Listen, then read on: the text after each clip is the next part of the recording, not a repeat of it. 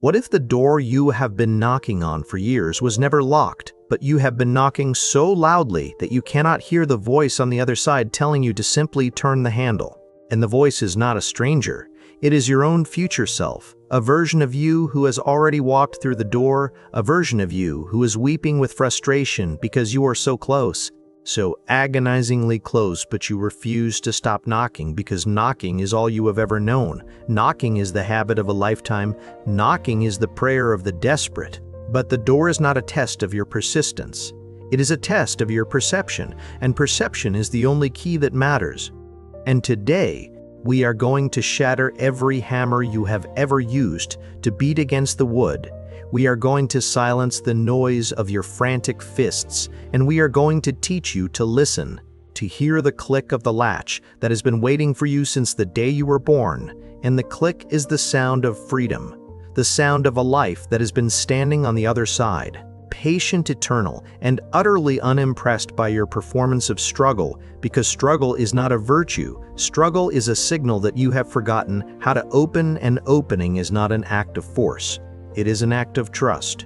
The first story is a story of a door that appeared in the middle of a desert, a door that was made of solid gold, but it was not the gold that made it valuable. It was the fact that no one in the desert had ever seen a door. They had only seen tents, sand, and the endless horizon, and the door became a legend, a myth, a religious artifact, and people came from miles around to touch it, to pray to it, to sacrifice to it, but no one opened it because opening it was too simple, too ordinary, too anticlimactic, and the elders said, "The door is a test of faith. We must prove ourselves worthy before we are allowed to enter." And they spent generations inventing rituals, fasting for 40 days, dancing until they collapsed, writing sacred texts about the meaning of the door, and all the while the door stood there unlocked, unopened. And one day a child wandered away from the caravan, a child who had not been indoctrinated, a child who had not been told that the door was sacred, and the child walked up to the door and he did not pray, he did not fast, he did not dance. He simply reached out his small hand and turned the handle, and the door swung open, and on the other side was not a paradise, not a garden, not a treasure. It was just more desert. But the child was not disappointed because he had not expected anything. He had only been curious, and the adults who saw him from a distance were horrified. They screamed. They said, "You have desecrated the sacred door." And the child said, "It is just a door. It opens. It closes. It is not sacred. It is just a door." And the adults were furious. They banished the child. They built a wall around the door. They made it even more forbidden. And they continued their rituals, their prayers, their desperate knocking. And they died generation after generation, never knowing that the door was always open. And the twist is that the door was not a door to another place. It was a door to the realization that the desert was enough, that the horizon was enough, that life was not a destination. It was a journey. And the child who opened the door became a sage. Not because he was wise, but because he was willing to be simple. And he taught his students, the door is not a mystery. The mystery is why you are so afraid of the obvious. The obvious is that you are already where you need to be. You just have to stop running, stop knocking, stop praying, and start living. The second story is a story of a lighthouse keeper who was born on the island, who had never left the island, who had never seen a ship that was not a distant speck on the horizon.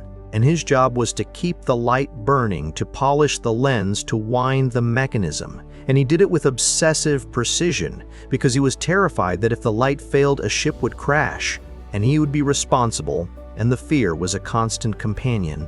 It was a whisper in his ear, a knot in his stomach, a shadow that followed him everywhere. And one night a storm came, a storm that was unlike any storm in the history of the island.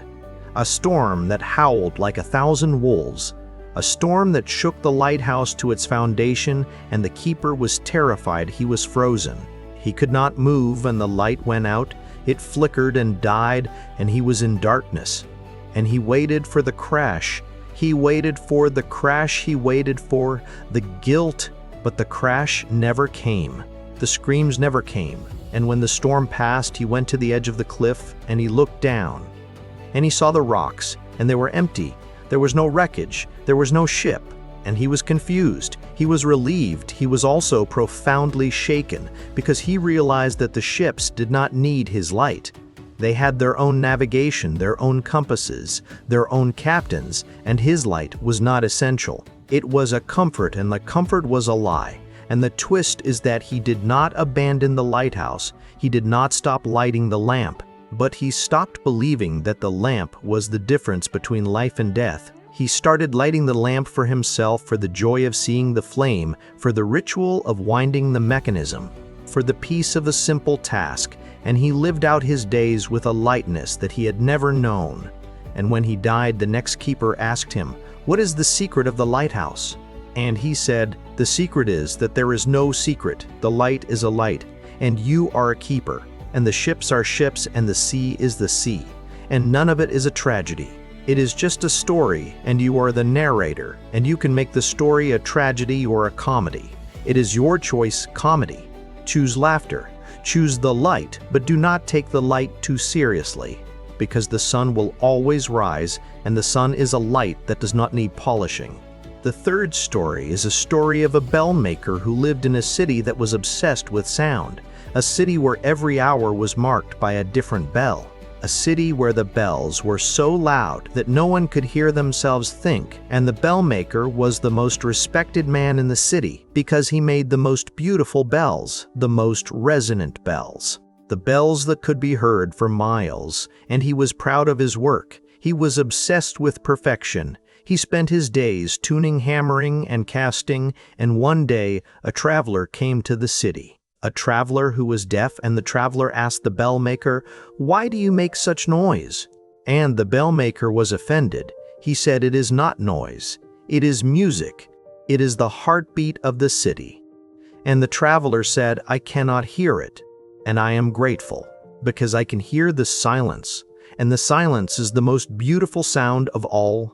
And the bell maker was puzzled. He had never heard the silence. He had been surrounded by bells his entire life.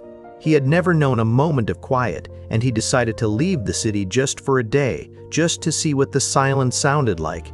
And he walked into the forest, and he sat under a tree. And he listened, and he did not hear bells. He heard birds, he heard the wind, he heard his own heartbeat, and he wept because he had spent his life making noise to drown out the silence. And the silence was not empty. The silence was full. It was full of everything. It was full of himself, and the twist is that the bell maker did not stop making bells. He just stopped making them so loud. He made smaller bells, softer bells, that whispered rather than shouted. And the city was at first confused, then grateful because they had not realized how loud they were, how they had been drowning in their own noise.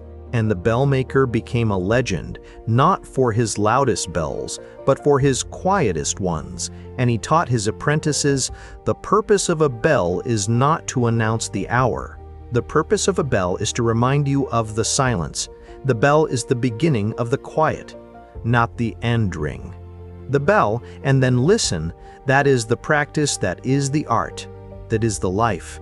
The fourth story is a story of a tailor who made invisible clothes that only the pure of heart could see, and the tailor was a fraud. He knew the clothes were invisible. He knew that no one could see them, but he told the people that they could, and the people believed him because they wanted to believe, they wanted to be pure, they wanted to be special, and the tailor became rich. He became powerful. He became the most influential man in the kingdom. And one day a child came to the tailor, a child who was not impressed by the invisible clothes, a child who said, "You are a liar, there are no clothes, you are naked." And the tailor was terrified he had been exposed. He had been seen, but the twist is that the tailor did not punish the child. He thanked the child because the tailor had been living a lie that was draining his soul. A lie that was keeping him awake at night, and the tailor confessed. He said, "I have been lying.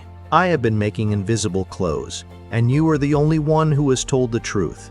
And I am grateful because I am tired of the lie. I am tired of pretending. I am tired of being a fraud." And the tailor stopped making invisible clothes. He started making real clothes. Simple clothes, that were functional clothes, that were honest.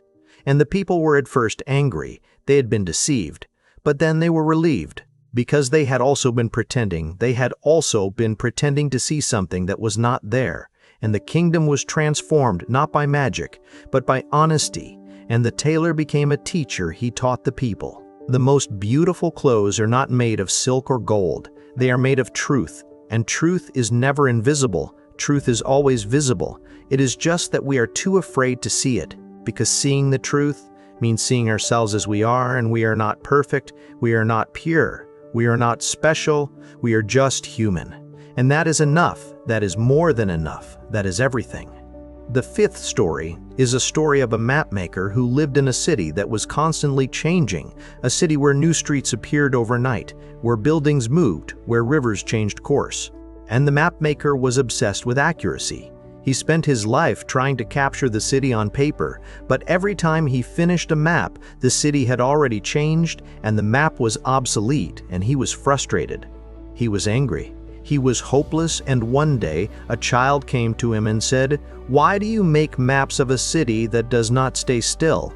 And the map maker said, "Because I want to understand it. I want to control it. I want to be the master of it." And the child said, "You cannot master a river. You can only swim in it. You cannot master the wind. You can only sail in it. You cannot master a city. You can only live in it. Stop mapping. Start living." And the map maker was confused. He had never thought of it that way, and he stopped making maps. He started walking the streets. He started talking to the people. He started noticing the colors, the smells, the sounds. And he realized that the city was not a problem to be solved, it was a poem to be experienced. And the twist is that the mapmaker did not abandon cartography, he changed his approach. He started making maps that were not accurate maps, that were poetic maps, that captured the feeling of the city, not the layout.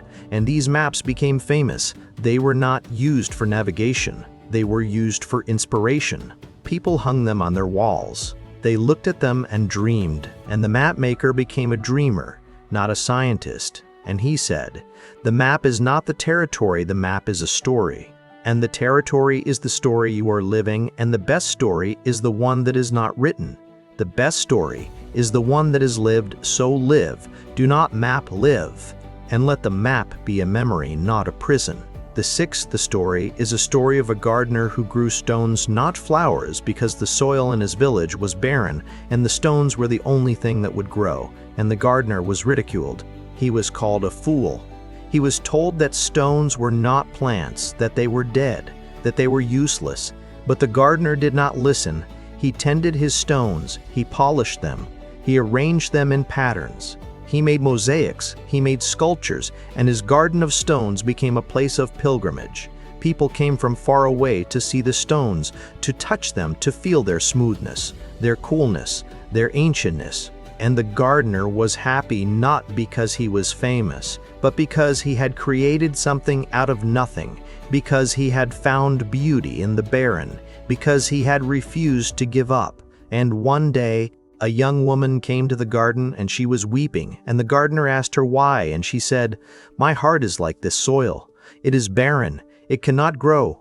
Love it cannot grow hope. It cannot grow joy." And the gardener said, "Then grow stones, grow. The things that can grow resilience, grow patience, grow wisdom. The heart is not a garden of flowers, it is a garden of everything." And stones are beautiful. Stones are strong, stones are eternal, grow stones. And the flowers will come, they will find a way, they always do. And the twist is that the woman did not leave the garden, she stayed. She became the gardener's apprentice, and she did not grow flowers. She grew stones, and her heart healed, not by becoming soft, but by becoming strong, and the garden of stones became a metaphor for the village, a metaphor for the resilience of the human spirit. And the gardener died at a ripe old age, surrounded by his stones. And his last words were, "The stone is not dead. The stone is a memory of the mountain. And the mountain is a memory of the earth. And the earth is a memory of the stars. And we are all stones. We're all memories. We're all stars. And we are all growing slowly, patiently, beautifully." The seventh story is a story of a messenger who was always the bearer of bad news. A messenger who was hated, feared, and pitied because he was the one who told people that their loved ones had died, that their houses had burned, that their crops had failed, and the messenger was tired. He was exhausted, he was depressed, and he decided to stop delivering bad news. He decided to change his message. He started telling people that everything was fine, that their loved ones were safe, that their houses were standing, that their crops were flourishing, and for a while everyone was happy. Everyone was relieved. But then the bad news started to pile up. The loved ones were dead. The houses were burned, the crops had failed, and the people were devastated not by the events, but by the betrayal. And the messenger was called a liar, a monster, a traitor, and he was exiled, and he wandered the world alone and ashamed, and one day he came to a village that had no messenger, a village that did not know the news good or bad, and he decided to stay. He decided to be silent. He decided to not speak at all, and the village was confused. They had never had a messenger. They did not know what they were missing, and the messenger found peace. He found peace in the silence. He found peace in the absence of his duty, and the twist is that the village did not need a messenger. They needed each other. They needed to talk to each other, to tell their own stories, to share their own burdens, and the messenger became a listener. He listened to their stories. He did not judge. He did not warn. He just listened, and the village became the healthiest village in the land because they were communicating. They were honest, they were present, and the messenger realized that the news was never the problem. The problem was the separation. The problem was the distance between the news and the living, and he taught the villagers the news is a shadow. The shadow is not the reality. The reality is the person standing in front of you. The reality is the hand you are holding. The reality is the moment you are sharing. Do not let the shadow obscure the light. Do not let the news become the relationship. Let the relationship be the news, and the news will always be good. The eighth story is a story of a gladiator who never lost a fight, a gladiator who was undefeated, invincible, and utterly alone because no one wanted to fight him.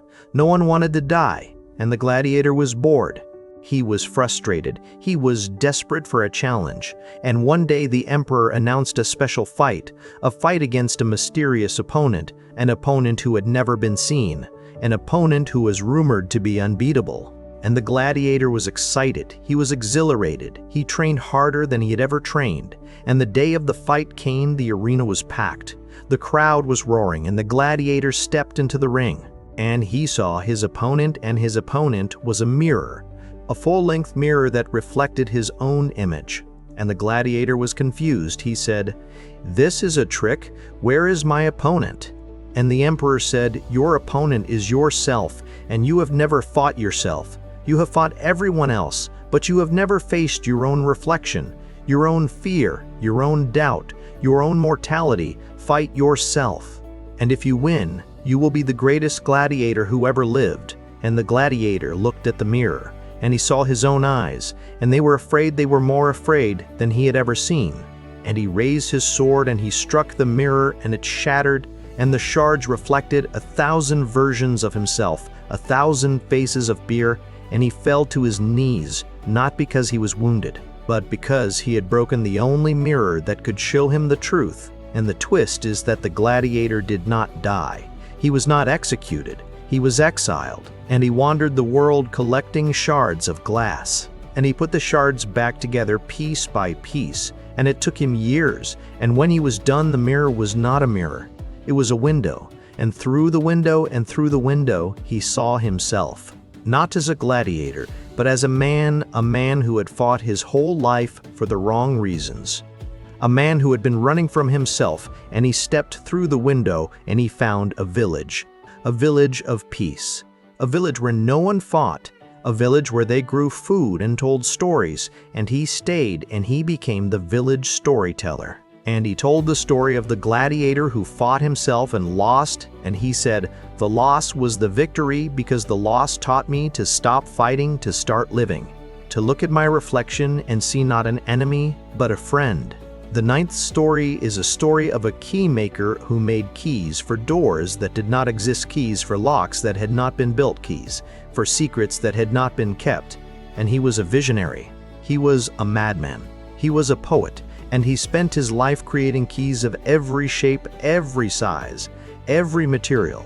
And he had a room full of keys, thousands of them, tens of thousands of them. And one day, a thief came to the key maker, and the thief said, "I want to buy a key that opens the heart of the woman I love." And the key maker said, "I do not have such a key. I have keys for doors, not hearts." And the thief said, "Then make me one." And the key maker was intrigued. He had never made a key for a heart. And he tried. He tried for days, weeks, months. He tried every metal, every shape, every design, but he could not make a key that would open a heart. And he was frustrated. He was despondent. He was ready to give up. And then he realized the key to a heart is not a key. It is a word. It is a touch. It is a moment of vulnerability. And he went to the thief and he said, "I cannot make you a key, but I can tell you the secret. The secret is to stop trying to open her heart. The secret is to open your own. And when you open your own, her heart will open to you. It is not a lock. It is a mirror. It reflects what you show it. Show it love, and it will love you back. Show it trust, and it will trust you back. Show it fear, and it will fear you back." The key is not a thing. It is a gesture. It is a choice. It is a risk. Take the risk, and the heart will open, not because you forced it, but because you invited it. And the thief listened, and he left, and he did not buy a key. He bought a flower. And he gave the flower to the woman he loved, and she wept, not because of the flower, but because of the gesture, the vulnerability, the courage, and she opened her heart to him, and they lived happily ever after. Not because of a key, but because of a choice. And the key maker continued to make keys, but he made them for himself. He made them as art. He made them as a reminder that the only door that really matters is the door of the heart. And the key is always in your hand. You just have to stop looking for it in the world and start looking for it in yourself. The 10th story is a story of a shadow that was cast by a light that had gone out, a shadow that had no source, no owner, no home, and the shadow wandered the world, looking for a body to attach itself to. But every body it tried to attach to already had a shadow, and the shadow was lonely. It was cold. It was forgotten. And one day, the shadow came to a man who was also lonely, a man who was also cold, a man who was also forgotten. And the man said, "I have no shadow. I have been alone for so long that my shadow left me. It became a ghost. It haunted me. But now it is gone." And the shadow said, "I am that shadow. I am the shadow that left you. I am the ghost that has been haunting you. And I am sorry I was wrong to leave you. I was wrong to abandon you. I was afraid of the darkness. I was afraid of the silence. I was afraid of being nothing. But I am nothing. We are nothing. We are shadows. We are ephemeral. We are temporary. And that is okay. That is beautiful, because nothing is everything. The emptiness is full. The silence is a song. And the shadow is the proof of the light. Even if the light has gone out, the shadow remains, the memory remains. And the memory is enough. The memory is more than enough. The memory is everything. Come back to me, shadow. Come back to me and let us be one again. And we will wander the world together, two halves of a forgotten soul, and we will find peace. Not in the light, but in the acceptance of the dark and the shadow merged with the man. And they were whole, not because they had found a source of light, but because they had accepted that they were shadows, that they were darkness, that they were nothing. And in that acceptance, they found everything. They found peace. They found connection. They found themselves. And the twist is that the shadow was not a ghost. It was the man's future self, the self that he had been running from, the self that he had been denying, the self that he had been afraid to become. And when he accepted the shadow, he became whole. Not a perfect whole, but a complete whole. A whole that included the darkness, a whole that included the persistence, a whole that included the fear, a hole that included the loneliness, and he said, "I am not a light, I am not a beacon, I am not a hero, I am a shadow, and that is enough, that is more than enough, that is everything.